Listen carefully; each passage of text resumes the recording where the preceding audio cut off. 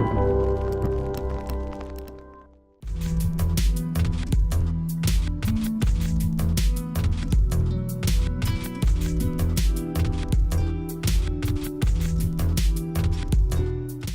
volta ao Horizonte Debate. Hoje falamos sobre economia solidária. Mas antes, eu tenho um recado.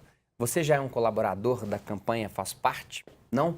Então venha fazer parte do projeto de evangelização da Arquidiocese de Belo Horizonte. Diga sim à campanha dos devotos de Nossa Senhora da Piedade, a padroeira de Minas e da TV Horizonte.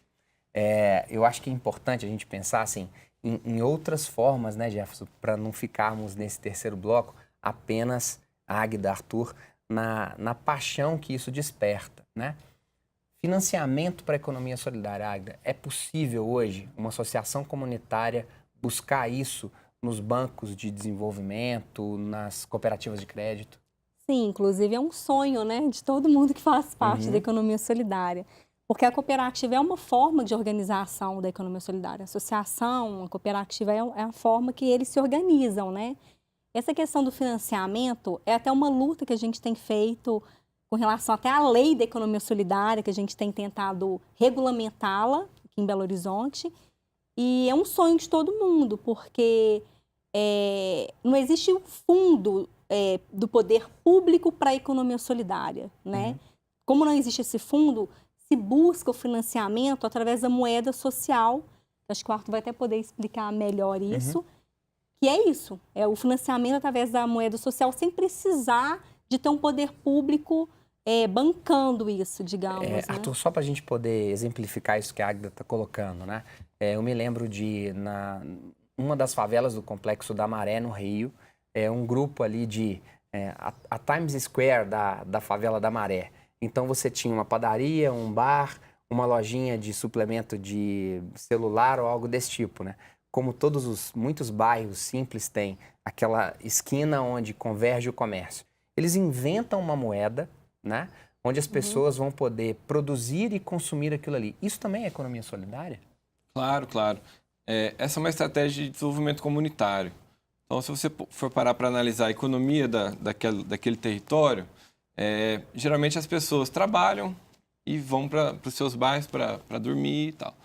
Então, quando as pessoas trazem esse dinheiro de fora e depois, quando vão consomem de grandes redes de mercado, grandes empreendimentos, esse dinheiro acaba retornando para um outro lugar. Essa estratégia de criação da moeda social é justamente para segurar aquele dinheiro ali. Então, aquele dinheiro... Então, com essa forma de organização, você evita a fuga de capital. Sim. Então, o dinheiro que vem pelo trabalho de cada um e tal, ele começa a circular naquela região. Então, o dinheiro circulando ali vai começando a gerar um desenvolvimento. Então, você vai começando a gerar relação entre os próprios comerciantes, porque um consegue aceitar. Você pode comprar um pão na padaria, você pode comprar um material de limpeza.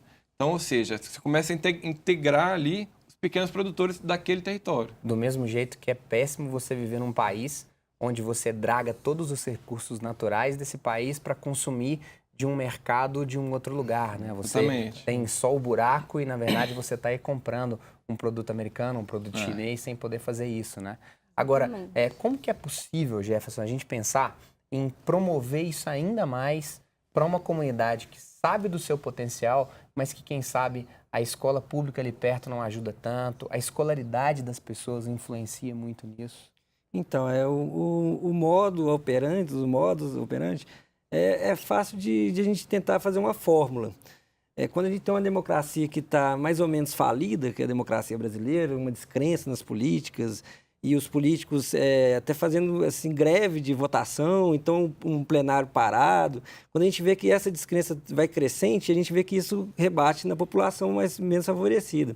Então, quando você influencia uma política pública diferente para essas pessoas, você busca uma assistência, não assistencialismo só na época da eleição, mas uma assistência com uma economia onde a produção pode melhorar, desenvolver aquela comunidade.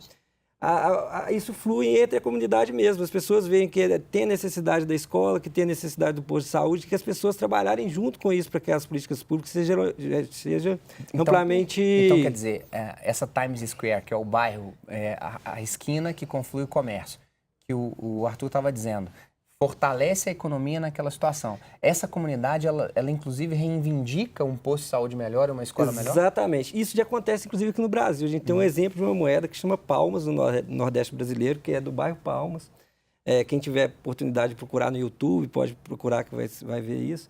É uma comunidade que ela viu que ela movimentava R$1 milhão no mês. As pessoas que trabalhavam fora ou que trabalhavam no mesmo bairro começou a se autopromover esse bairro. Então, eles criaram uma moeda social que chama Palmas. E, através desse contexto de viver em comunidade, discutir as coisas em fóruns, eles começaram a exigir do poder público um posto de saúde melhor, uma escola melhor. Até o financiamento, como é um grande sonho, é um grande exemplo lá também, que o financiamento ele é feito pelos próprios moradores. Então, eles têm um banco próprio para poder movimentar essa moeda. Eles fazem um pouco do contexto de financiamento que o mundo capitalista tem. Se organizam em cooperativas e associações para poder fazer o produto Palmas sobressair naquele bairro. Mas eles também têm um ideal diferente, porque quando eles pegam o dinheiro do Banco Central, por exemplo, para poder emprestar para as pessoas, não tem SPC Serasa, por exemplo, não tem essa questão de a pessoa estar com o nome sujo ou nome limpo. Quem dá o aval para aquela pessoa ter o financiamento para poder manter o negócio dele, ou então fazer uma compra para casa, alguma coisa com a moeda Palmas, é a própria comunidade. Então, o analista de crédito sai pedindo para as pessoas, perguntando aqui se emprestaria R$100 para aquela pessoa ali do lado. Então, isso prova que no Brasil já tem esse contexto. Mas isso no mundo também já vem crescendo. Então, quando a gente fala da Alemanha hoje ocidental, a gente vê que a Alemanha já tem uma organização de produção para que as pessoas consigam valorizar mais as outras pessoas que estão ali do seu lado. Agora, para avançar ainda mais, assim, eu acho que é jogar lá em cima agora o nível do debate, falamos então de uma democracia tão jovem, mas tão falida, onde uma presidência da República ela existe para se manter na presidência da República, de certa forma. É o mercado, é o empresário, ou é a política que promove progresso social, progresso de renda? Nós estamos nas mãos agora de quem? É a política honesta, com moral, que vai promover situações como essa de economia solidária, ou é o empresário, então, assim, o Estado cada vez menor, um Estado mínimo, para que o empresário promova socialmente? O que vocês pensam disso? Bom, o mercado, ele funciona buscando lucro. Você resolver um problema social, você buscar o desenvolvimento de uma comunidade, isso não é o lucro, não é o foco do mercado. Então, o mercado nunca, pela natureza dele mesmo, nunca vai conseguir resolver esses problemas. Tem uma frase que é interessante que diz que a política pública ela é o patrimônio dos que não têm patrimônio. Então, se a gente vem analisando a formação histórica do Brasil, um país cheio de desigualdade, onde existe uma grande parte da população que realmente não tem patrimônio. Então, você imaginar que essas pessoas vão ter as mesmas condições no mercado para poder comparar, para poder competir, para poder acessar universidades, para poder ter acesso a serviços básicos, isso é uma falácia, né? Então, acreditar que isso vai acontecer por si só é muito difícil. Águida. Eu penso da mesma forma. É claro que o poder público, né, a política, igual você falou, de forma honesta, linda, né, que todo mundo gostaria, ela pode sim ajudar. Ela não promove, mas ela auxilia. A gente até tem um exemplo dentro da prefeitura, que é o pessoal da agricultura urbana, que é um dos segmentos da economia solidária. Eles são grupos de economia solidária que produzem em hortas comunitárias, hortas grandes. A prefeitura compra desse pessoal, desses grupos, para fornecer para os UMEIs a alimentação.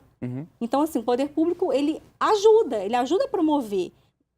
Ajuda, né? Mas ele não promove por si só, entendeu? Quer dizer, não é o governo colocando dinheiro exatamente, naquilo ali, né? Não é Ou o então governo. Financiando um projeto que não vai dar certo. Né? Não é isso. Mas auxiliando, política né? fazendo a progressão.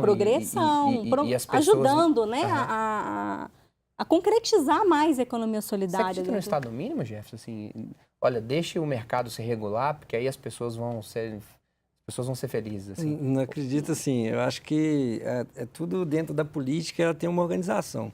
Eu acredito que a nossa democracia hoje, a democracia brasileira é um exemplo mínimo para o mundo. Porque hoje uma democracia onde a gente coloca os nossos representantes lá, essas pessoas estão representando ideais, se for pegar para uma Câmara de Vereadores, que é um foco menor, ideais de certos bairros aqui de Belo Horizonte. Então até a gente fica brincando que os vereadores são bairristas. Tem um de cada bairro ali, vai levar uma ideia. Então você organiza... E tem bairros sem representantes, sem gente lá. E aí, quando você chega num contexto de dividir isso em comissões, cada comissão vai discutir um caso, esporte, lazer, cultura, políticas públicas, então cada comissão vai discutir isso.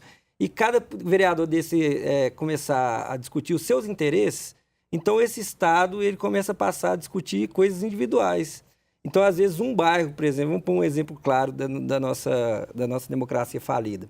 Um bairro que está precisando de uma pista de Cooper para poder propor o esporte, lazer para essa população, ele vai defender-se dentro dessa Câmara de várias formas. E no final de tudo, quando você tiver a legislação pronta para a pessoa sair e fazer aquela pista de Cooper, vai passar por diversas formas burocráticas da democracia brasileira que o executivo não vai executar. E que não funciona. Jefferson, Águida, Arthur, obrigado para falar de um tema tão belo. Acho que merece mais uns 2 horizontes de debate sobre esse. O meu sonho é um país onde o filho do empregado estuda na mesma escola do patrão. Projeto para 30 anos, como grandes países fizeram. O programa de hoje fica por aqui e eu te faço um convite. Interaja conosco. Você tem algum tema que gostaria de ver aqui no Horizonte Debate? Então mande um e-mail para a nossa equipe de produção. Será um prazer discutir o tema do seu interesse. Um abraço e até o próximo programa. Tchau!